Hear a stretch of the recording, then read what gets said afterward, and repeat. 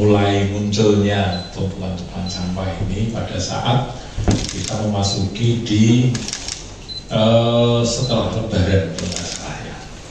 Karena pada saat libur Lebaran itu aman terkendali, artinya dari posisi depo sudah kita kosongkan sebelum masuk libur Lebaran, kemudian juga kita sisiri terus di jalan-jalan setiap pagi gitu ya.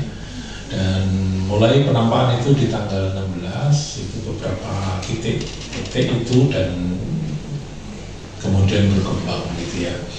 Nah, saya kira ini adalah fenomena yang ada di masyarakat, dan kami juga kemudian mengambil langkah-langkah untuk lebih mengoptimalisasi baik itu di depo maupun di TPS. Di jalan penyisiran di jalan-jalan kami optimalkan sehingga tidak berharap tidak akan mengganggu aktivitas dari warga masyarakat itu sendiri. Kemudian kalau yang berkaitan dengan Beringharjo, kemarin ada penundaan, ini berkaitan dengan penyesuaian jadwal. Jadi penyesuaian jadwal yang ada di pemerintah kota dengan Piungan, karena sampai sekarang kita juga masih ada kuota, walaupun sudah terbatas gitu ya, kuotanya sekarang sudah sangat terbatas untuk ketiga daerah. Maka kemudian kemarin terjadi ada penundaan pengambilan karena penyesuaian jadwal, sehingga pada saat kemudian kita mendapatkan informasi itu, kita tindak lanjuti dan selesai di hari berikutnya. Dan kami minta untuk Dinas Perdagangan untuk bisa memberikan informasi secara detail agar tidak terjadi timbunan yang banyak lagi. Kemudian berkaitan dengan kemarin pagi, nah ini kemarin pagi sempat viral juga kaitannya dengan depo di Ngasem ya, Ngasem. Depo di Ngasem ini ada dua perspektif kalau kita melihat. Yang pertama adalah saya melihatnya dari sisi kesadaran masyarakat untuk membuang sampah itu sudah meningkat, artinya tidak lagi di jalan atau di sungai tetapi di tempat sampah. Nah, antusiasme juga saya melihat masyarakat, truknya belum sampai di depo sudah mulai melempar gitu ya, padahal jarak antara pertigaan sampai depo itu 50 meter itu. Ini. Jadi inilah yang kemudian dinamika di masyarakat. Tetapi saya kemudian mengambil satu hikmah sebetulnya atas dua sudut pandang itu. Tadi pagi saya lakukan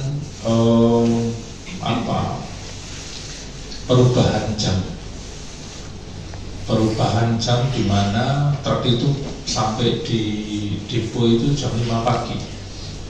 Jam 5 pagi masuk depo, dan alhamdulillah masyarakat bisa langsung jam 5:30 mulai ada pergerakan masyarakat yang kemudian menaruh sampahnya di truk tetapi di dalam depo, dan sangat kondusif sekali. Tadi pagi saya kebetulan di dua depo ya, depo Ngasem dan depo Purwawisata, terkondisi dengan baik.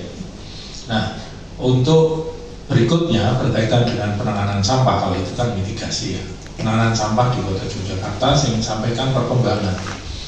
Yang pertama saya sampaikan bahwa kita membangun 3 lokasi pengolahan sampah.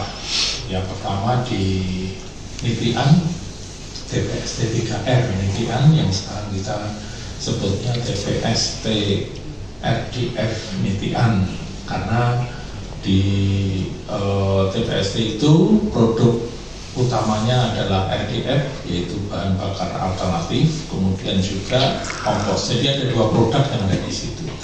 Sampai sekarang ini dengan penambahan alat RDF ini per hari sudah bisa mengolah 60 ton per hari. Nanti efisiensi bisa sampai ke 75 ton. Kemudian berikutnya untuk yang Kranon atau Karangkili 2, Nitian 2, itu nanti akan mulai operasional insya Allah di awal Mei atau di akhir April ini. Kalau saya prediksi sekitar awal Mei ya. Di awal Mei nanti di sana sudah terpasang peralatan satu modul mesin RDF sekarang sudah diinstalasi, sekarang baru ereksi untuk hanggarnya, dan insya Allah dalam minggu ini semoga bisa terpasang hanggarnya, baik itu atap. Kalau pilar-pilar bajanya sudah, tinggal atapnya, nanti segera akan dilakukan uji coba. Itu nanti akan menghasilkan sekitar 40-45 ton per hari. Jadi total yang kita bisa kelola adalah 100 ton, atau kalau dimaksimalkan ada sekitar 120 ton untuk dua lokasi tersebut. Nah, karena di kota Yogyakarta ini juga untuk produksi sampahnya itu sampai 200-an ton, maka sisa yang belum terkelola ini kita kerjasamakan terlebih dahulu dengan yang ada, artinya swasta. Karena kita masih menunggu yang ada di Karangmiri, ini ada perlambatan di sana karena harus membangun jembatan, kemudian diperkirakan nanti di awal akhir Mei atau awal Juni baru operasional. Itu nanti akan menghasilkan sekitar 20 sampai 25 ton per hari. Yang 100 ton ini memang kita akan kerjasamakan dengan beberapa pihak dan sekarang sudah kita tanda tangani. Dan untuk yang untuk 20 ton ini sudah berlangsung di pertengahan April kemarin, dan yang satu lagi 40 ton ini akan kita laksanakan di 15 Mei. Nah, saya mengimbau untuk para warga,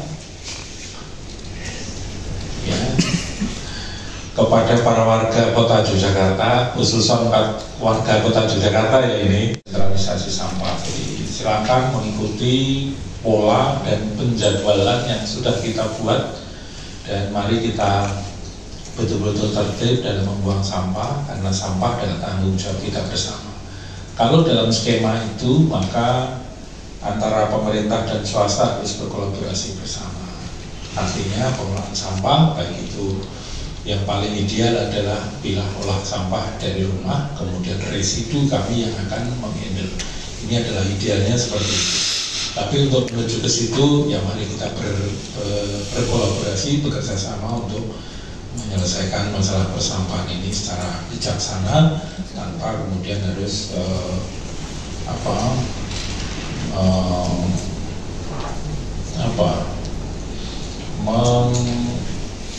mengotori kota gitu ya. Saya sangat menyayangkan sekarang juga saya melihat masih ada beberapa tumpuan sampah, baik itu di pot sampah, biasanya ada di Kejayaan, kami harus pungut satu persatu gitu ya. Kemudian juga ada di beberapa pojok ya, trotoar ini juga kami harus pungut satu persatu. Penjadwalan depo saya kira sudah sudah kita informasikan, dan mari kita jaga bersama kota Yogyakarta agar bisa lebih bersih, bisa lebih tertata dan tidak terkotori oleh sampah itu sendiri. Saya kira itu. Baik, Pak Dijo Wali Kota, dan kita sekarang akan masuk ke tanya jawab. Silakan teman-teman.